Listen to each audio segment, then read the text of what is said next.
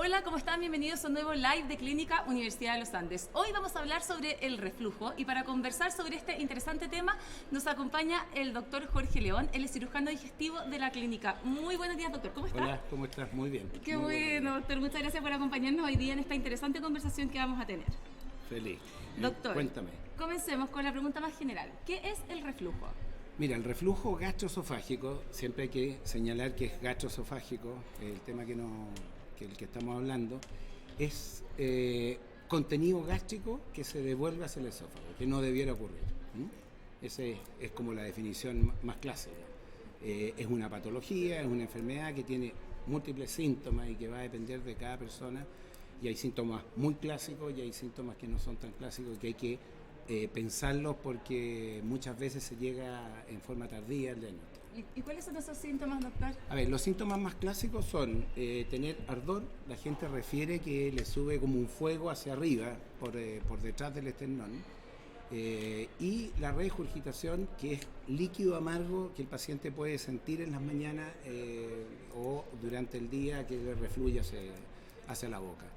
Eso sí, diría yo que son los dos síntomas más clásicos. Después hay síntomas que están divididos por órganos, toda la parte del dolor torácico.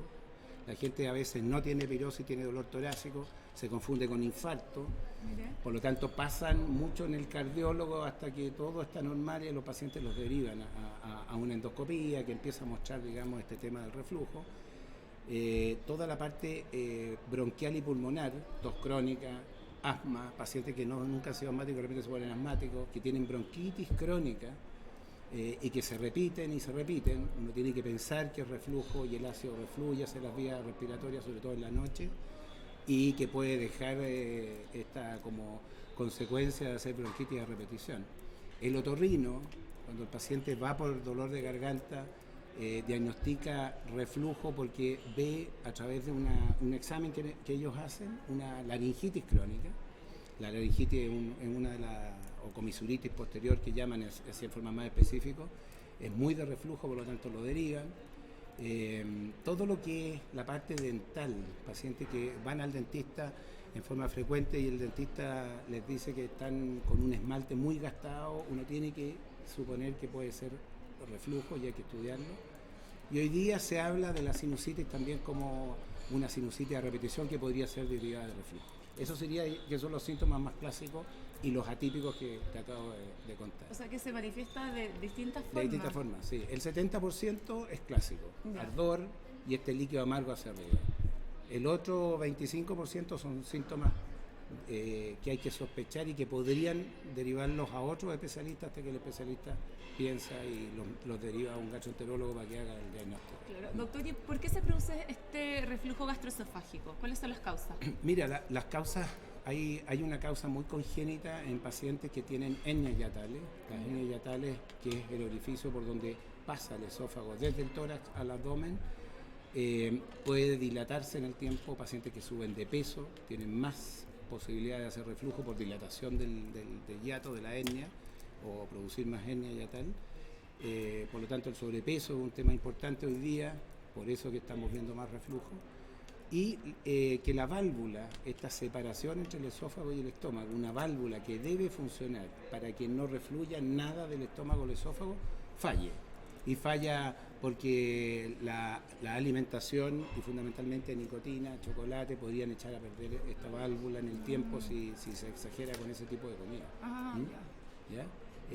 Por lo tanto, hay algunas causas que uno puede definir, pero en general es bueno estudiarlo porque la causa específica de por qué falla la válvula, uno puede relacionarlo con algunas cosas, pero no hacerlo en forma tan específica en relación a alguna causa. Doctor, y usted mencionó que las personas con sobrepeso podrían sufrir este tipo de sí. reflujo, o sea, ellos son más propensos quizás Los pacientes que tienen obesidad, que tienen IMC mayor de 30, es decir, están por sobre el rango de un sobrepeso, son pacientes que tienen hasta un 25% más de reflujo que una persona normal. Y esto por aumento de la presión intraabdominal. El aumento de la presión intraabdominal hace que este orificio o hiato no trabaje bien, se dilate y se gesta más reflujo. Claro, y en pacientes, por ejemplo, en hombres, en mujeres, en jóvenes, en adultos, ¿en qué tipo de pacientes es más común? Yo diría que es muy frecuente en pacientes adultos jóvenes porque los arrastra durante la vida. Después de los 25, 30 años uno encuentra un foco importante de pacientes. Y pacientes que ya sobrepasan los 55, 60, que tienen hernia hiatal de mucho tiempo, son pacientes que uno ve hoy día con mucha frecuencia de reflujo y que han ido dilatando, que saben que tienen hernia hiatal, pero en el fondo han dejado de tratarse, no han buscado el tratamiento adecuado y son pacientes que se empiezan a adaptar a las comidas, son pacientes que en la noche empiezan a tomar líquido o papilla porque saben que si comen mucho o comida sólida van a vomitar en la noche o van a tener problemas de disnea, que se ahogan por la subida del líquido. Entonces uno los va viendo en la medida que va pasando la edad, que son pacientes que vienen como adaptándose a una alimentación en la noche que hace que sea mucho más severo el reflujo de lo que uno cree, porque en el fondo dejan de comer cierto tipo de comida y eso es como ir apartándose de lo normal. Sí, pues de todas maneras, doctor, y también hay mucha gente, como dice usted, que arrastra esta patología años de años y se automedica. Hablemos de los riesgos de la automedicación. Bueno, ese es un tema muy interesante porque el reflujo que produce acidez y produce epirosis, uno lo puede calmar con antiácido y uno sabe que hay mucha gente que está tomando antiácido de forma permanente, incluso diario, o que tiene que tomar antiácidos más de 3 veces por semana. Esos son pacientes que pueden enmascarar cuadros, no solamente puede haber reflujo, el reflujo en la medida que se haga crónico va generando más daño al esófago, por lo tanto el tratarse y ocultar los síntomas no ayuda a hacer un buen diagnóstico y puede tener consecuencias graves, sin duda. ¿Cómo qué consecuencias podría tener? Mira, el reflujo y el ácido, que el esófago no está preparado para recibirlo, se va dañando y en el tiempo va produciendo una inflamación que cada vez es más profunda para llegar a lo que conocemos como Barrett, que no solamente ya hay inflamación, sino que hay una alteración de la mucosa, es decir, hay mucosa como gástrica metida en el esófago para poder defenderse del ácido y originar el cáncer esofágico. O sea, el cáncer gastroesofágico de la unión hoy día es muy frecuente en reflujo y lo vemos con alguna frecuencia también en muchas personas. Claro, por eso es tan importante también la prevención y la consulta oportuna. Sí, por supuesto. Yo creo que con una persona que tiene reflujo es bueno consultar. El reflujo a veces se puede dar en forma aguda. O sea, una persona joven que se va de carrete, que toma mucho alcohol, que come harta comida, puede generar en la mañana siguiente un reflujo, a los 2 días un reflujo, pero es un reflujo agudo que va a pasar con tratamiento médico. Pero el reflujo crónico, esa persona que siempre tiene pirosis, que siempre tiene que tratarse y que empieza como a acomodar su alimentación, es bueno consultar. De todas maneras. Hacer un estudio. Justamente íbamos a hablar de este tema, de la alimentación. Por ejemplo, hay alimentos como chocolate, quizás alimentos muy calóricos que pudiesen favorecer la aparición de este reflujo gastroesofágico.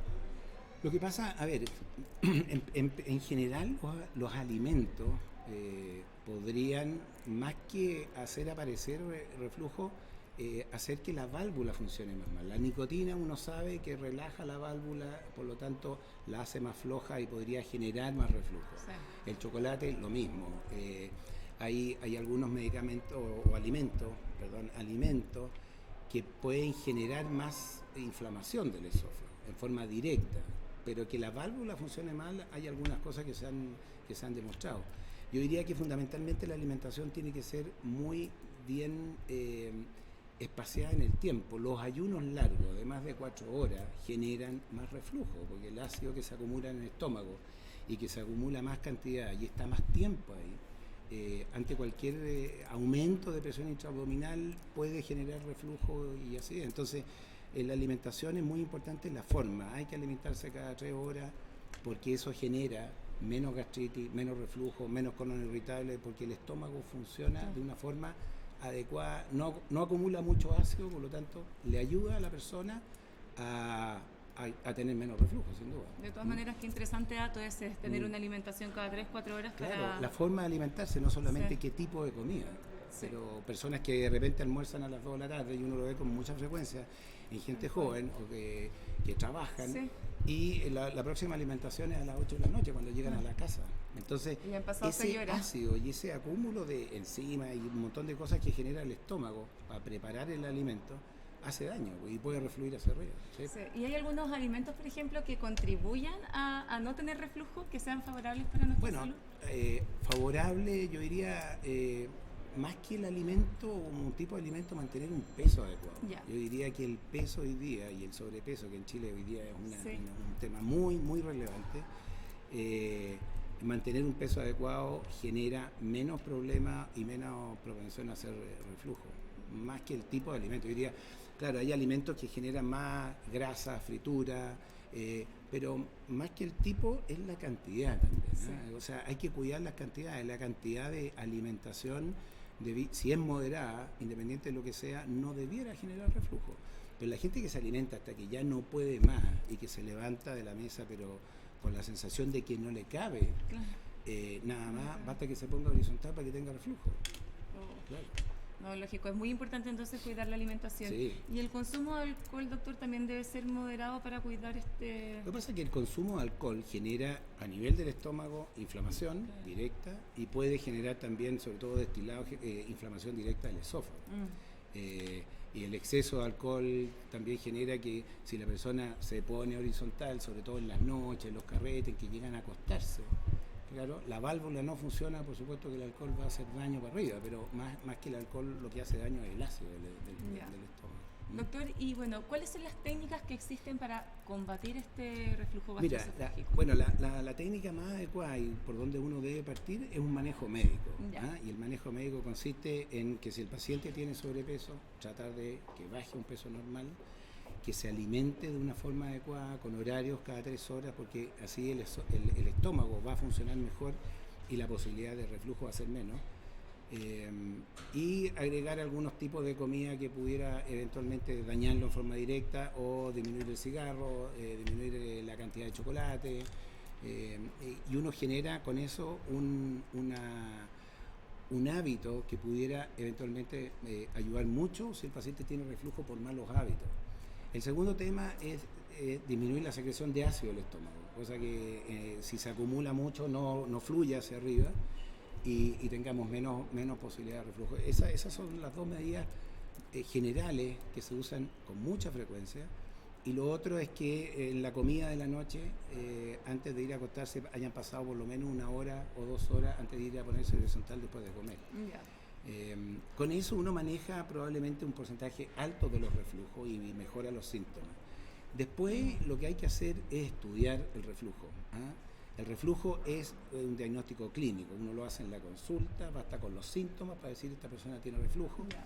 y los exámenes nos ayudan a definir daño del esófago o causas del reflujo, pero no es que uno pida exámenes para ver si tiene reflujo o no reflujo. El paciente debe saber que si tiene síntomas de reflujo, cualquiera de los que hemos nombrado, el paciente se diagnostica como reflujo y el estudio viene a certificar si hay daño esofágico o alguna variación anatómica o alguna causa que uno pudiera eventualmente mejorar quirúrgicamente, o es un paciente que va a necesitar tratamiento médico de por vida con estos cambios de alimentación y baja de peso. Ya. Y desde el punto de vista de lo que tú me preguntabas de las alternativas. Sí. Mira, la alternativa, uno siempre piensa en la cirugía en un grupo de pacientes que se estudian, habitualmente un 20% pudieran llegar a cirugía. Son pacientes que hay que estudiar muy bien, no todos los pacientes se debieran operar, pero cuando uno diagnostica hernias hiatales, válvulas que no funcionan bien con los exámenes, hay una técnica quirúrgica clásica, que es el Nissen, que se hace por vía laparoscópica, que tiene una muy buena evolución postoperatoria. Y es poco invasivo, me imagino, como es por la... Claro, y que uno ocupa el fondo gástrico para tratar de abrazar este esófago a nivel de la válvula para que el estómago forme o trate de hacer válvula para cerrar esta válvula o mejorar la válvula. Uno lo usa con el fondo gástrico. Esa es una de las técnicas que se ha usado a lo largo de muchos años, y el inconveniente que tiene esta técnica, y por eso que los gastroenterólogos tampoco son muy fanáticos de mandar a operar reflujo, es que esta técnica porque el estómago es un músculo que se va venciendo en el tiempo. Es una técnica que a los 4 o 5 años aparece nuevamente el reflujo. Ya. De ahí que hoy día, paralelo a esta técnica, en pacientes muy bien estudiados, existe una nueva técnica que es un dispositivo, es como poner una prótesis a nivel de la válvula. No es que vayamos a reparar la válvula o vayamos a cambiar la válvula. A nivel de la válvula uno pone un dispositivo por fuera que hace las veces de válvula, que es una argolla con imanes, ¿cierto?, que va a depender del tamaño del esófago de cada paciente, donde uno calcula y la dimensión es adecuada a cada paciente, pero es una válvula que en teoría, porque es una válvula que se está usando en los últimos 5 años, debiera durar eternamente, no debiera vencerse como se vence el fondo del estómago. Y en los pacientes bien indicados, por lo menos hasta donde nosotros hemos hecho la experiencia, andan muy bien y mejoran, se evitan el omeprazol por largos años, que tampoco se puede usar a grandes dosis. Sí. Y esta técnica es LINX, que es un dispositivo, como te digo, imantado y que anda muy bien en esta cirugía. Aquí... Una cirugía que comparada con el Nissen es de una noche, casi ambulatoria, puedes ir incluso durante el día. Es muy poco invasiva. El Nissen invade el estómago, hay que soltarlo, hacer sutura con el estómago. Esto es instalar.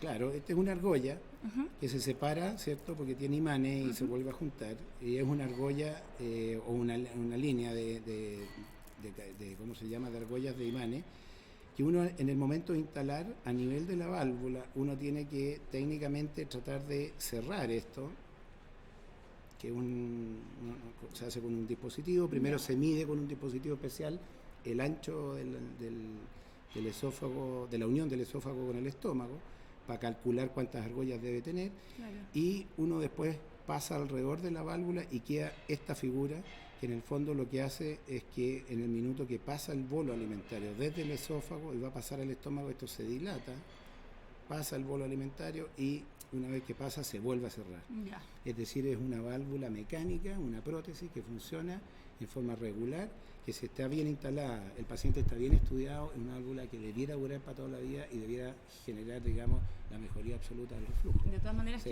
qué buena herramienta. Es una muy buena sí. invención e innovación en este tema. Tal cual, doctor. Sí. ¿Y para qué pacientes está diagnosticado Mira, a ver, los pacientes cuando se estudian, uno puede definir con el estudio qué pacientes deben ir a una cirugía de reflujo. Ya. En general son pacientes jóvenes porque tienen para adelante mucho tiempo de uso de omeprazol y sabemos que eso sí. no se puede hacer. Desde el punto de vista de los exámenes, un paciente que tenga una hernia hiatal gigante de más de 3 centímetros estaría contraindicada esta válvula. Son pacientes que tienen pequeñas hernias que uno puede reparar con un punto y no tener que poner mallas, y que tengan una válvula que no funciona bien, que está floja desde el punto de vista de funcionamiento. Diría que esos son los pacientes ideales para hacer este procedimiento. Doctor, sí. Y con respecto al procedimiento, usted comentaba que es bastante amigable, incluso en algunos sí. casos pudiese ser ambulatorio. Casi ambulatorio, o sea, ambulatorio me refiero a que uno puede operar en la mañana y el paciente se puede ir en la tarde para la casa, porque no es invasivo. Uno por la laparoscopía lo que hace es introducir a la cavidad abdominal, tomar la unión del esófago y el estómago, que es muy simple, y alrededor de eso instalar esta argolla que hace que la cirugía demore, no sé, media hora. Si el paciente rápido. Está caminando la tarde, se alimenta. Esta es la otra diferencia que hay con el Nissen. El Nissen uno espera mientras cicatrizan los puntos y la sutura que uno hace. Hay un plan de alimentación que va desde el líquido, papilla y después llega a los sólidos. Estos son pacientes que deben, en el momento que termina la cirugía, inmediatamente empezar a comer sólido, porque la válvula tiene que instalarse bien, cicatrizar. El organismo le crea un rodete que engloba la válvula, pero si uno empieza a comer papilla, la válvula no funciona y puede quedar muy rígida. Okay. En cambio, inmediatamente puede alimentarse en forma normal. O sea, masticar al otro día, digamos. O sea, Un tremendo avance. Esto es mucho menos que sacarse una vesícula. Sí, de todas maneras, doctor. Miren, nos están llegando algunas preguntas. Nos consulta una persona que nos escribe que tiene antecedentes de cáncer gástrico en un tío y una prima y él padece reflujo e hiperacidez gástrica. ¿Hay algún examen para ver la predisposición genética a este tipo de cáncer? ¿El cáncer gástrico? Yo diría, son dos cosas distintas. El tener acidez y tener estos síntomas que relata la persona hace necesario ir a estudiarlo, y si hay este antecedente tan fuerte genético de cáncer gástrico en la familia, la endoscopía está más que indicada, ¿no? Eso por un tema. Ahora, desde el punto de vista de cáncer gástrico, no tan claro como tenemos en algunos otros cánceres como cáncer de colon, sí hay algunos estudios genéticos que podrían hacerse cada persona en relación a familiares con cáncer para saber si uno tiene el gen del cáncer gástrico. Ahora, el cáncer gástrico tiene una parte genética y una parte ambiental, que tiene que ver con el tipo de comida, con costumbres de alimentación, con el tabaco, que a veces son más fuertes que el componente genético. Si yo puedo tener el componente genético y me puedo traumar toda la vida que voy a tener un cáncer gástrico, pero hay factores externos desde el punto de vista de causales que no tienen que ver con el gen solamente. Mucha gente puede tener factor genético de cáncer gástrico, de cáncer de pulmón y no hacer el cáncer. Claro, perfecto, doctor. Y doctor, le quería preguntar ahora, si una persona, por ejemplo, se sometió a una cirugía, una intervención por este reflujo gastroesofágico, ¿puede eventualmente... O sea, tiene una cirugía previa y volver a... Claro. Va a depender de lo que se haya hecho al comienzo y también depende de cómo esté esa cirugía. Si se hizo el paciente un Nissen y uno con el estudio radiológico fundamentalmente demuestra que este Nissen no está funcionando, que está flojo, una alternativa, a pesar de que no hay muchos pacientes hechos en el mundo, es desarmar ese Nissen para poder poner este link que permitiría mejorar la función de la válvula, mejor que ese Nissen que, como te decía, se hace con el fondo gástrico y que ya se venció, con el que se puso flácido y ya no funciona. Sí, es un camino que hay que empezar a hacer. Hoy día las indicaciones de este dispositivo son muy específicas, porque a 5 años de haberse iniciado la instalación de este dispositivo hay que ser muy cuidadoso, muy riguroso con la indicación. Esto no es un dispositivo para cualquier paciente. Nosotros operamos harto reflujo, en lo personal aquí operamos harto reflujo en el año, pero no tenemos más de 5 dispositivos instalados. Yo creo que esto es muy paciente a paciente y tiene que ser muy estricto, claro, la indicación. Sí. No, de todas maneras, y también al ser una técnica no tan invasiva y más amigable, los pacientes me imagino que han tenido una excelente recuperación. Sí, por supuesto. Los pacientes que le hemos hecho, hay 2 personas jóvenes que realmente, por lo que ellos cuentan, les cambió la vida y rápidamente hicieron su vida normal al otro día. Y una paciente que tenía un poco más de años, también pudo hacer un postoperatorio rápido. Qué bueno. Y con muy buena clínica hoy día, así que muy contento con los resultados de ahora. Qué bueno, doctor. ¿Y algún cuidado en especial que tuviesen que tener estos pacientes que se sometieron a esta cirugía del Mira, de las cosas que están, uno les entrega un carnet saliendo de la cirugía, porque esto sí se detecta a nivel de aeropuerto, sí se detecta cuando uno quiere hacerse resonancia. Yeah. Entonces uno puede hacerse resonancia, pero con algunas especificaciones, y ese carnet que le entrega uno a los pacientes lo trae para que eventualmente no tenga dificultades ni en un paso de aeropuerto o cuando vaya a hacerse un examen de resonancia. Es necesario que ese paciente lo muestre. Interesante también punto que lo mencione. Doctor, nos llega otra pregunta. ¿Cuál es su experiencia de inhibidores de bomba de protones versus antiácidos como sales de magnesio o sales? Sí. A ver, es que en los inhibidores de bomba sabemos que lo que hacen es disminuir y prácticamente dejar en cero el ácido en el estómago. ¿Ya? La aclorhidria, que se llama sin ácido el estómago, no es buena tampoco para el organismo a largo plazo. Se ha demostrado algunas complicaciones, cosas que están hoy día demostradas en mujeres, osteoporosis, los cánceres o los tumores neuroendocrinos en el estómago, los pólipos y derivados de ellos de los tumores neuroendocrinos son más frecuentes cuando uno usa bloqueadores de bomba a largo plazo. Y los antiácidos, dependiendo del tipo de antiácido, porque hay de aluminio, hay de magnesio, hay de calcio, unos, por ejemplo, los de calcio producen más estitiqué, los de magnesio producen más diarrea, hay complicaciones. Ahora, la ventaja que tiene el antiácido es que actúa en forma local y muy temporal. En el momento que me está produciendo el ácido, el problema, yo puedo tomar el antiácido, me pasa el dolor, pero tengo que usarlo muchas veces en el día y no actúan como el bloqueador de bomba que me saca el ácido y ya no me quita el problema en forma permanente. El antiácido hay que usarlo de forma muy frecuente. Claro.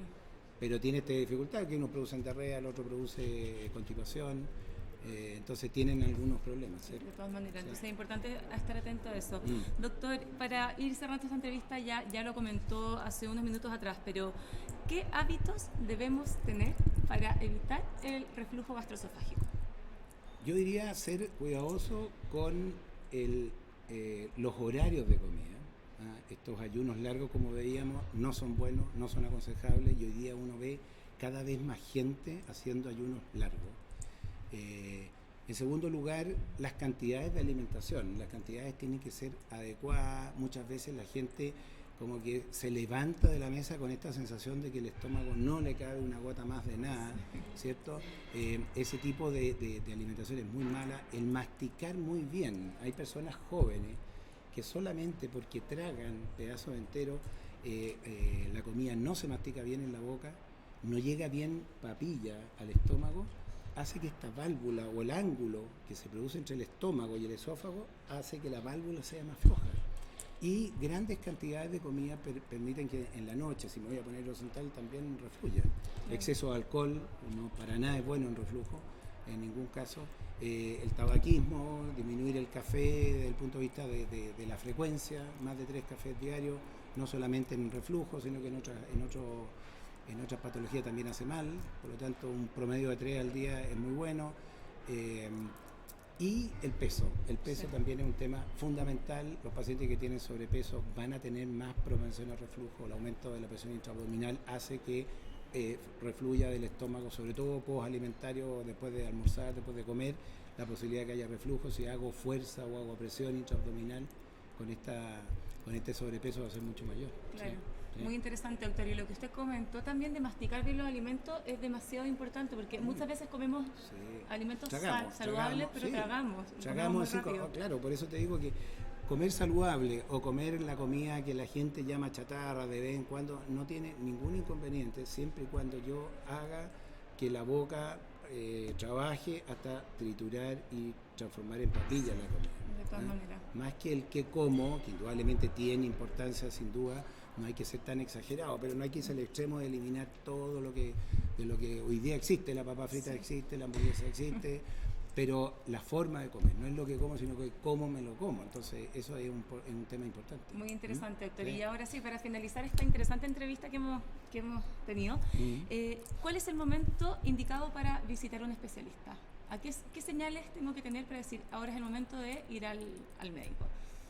Mira, yo diría que los pacientes que tienen acidez, que tienen esta pirosis que llamamos nosotros, que es este fuego que avanza por detrás del esternón y como que me subiera hasta la boca, cuando es en una ocasión, después de una fiesta, después de un carrete, yo diría, y que no se repite en el tiempo, uno pudiera eventualmente dejarlo pasar, pero en un segundo episodio sí consultar, porque eso ya podría estar generando algo más, o la persona que tiene en forma frecuente, que tiene que tomar antiácidos en forma frecuente durante la semana, más de 3 días a la semana, el paciente que empieza a tomar omeprazol porque algún vecino, algún amigo o en la misma casa alguien toma, entonces él toma y siente que se siente muy bien con eso, son personas que debieran consultar.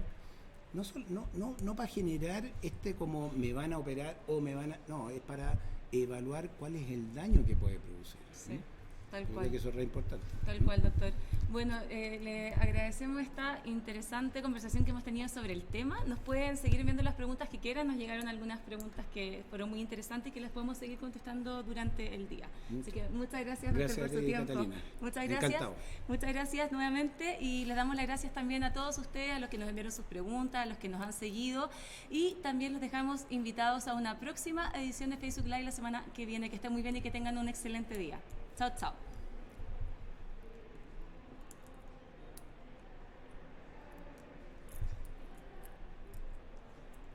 Gracias. Pucha, justo se me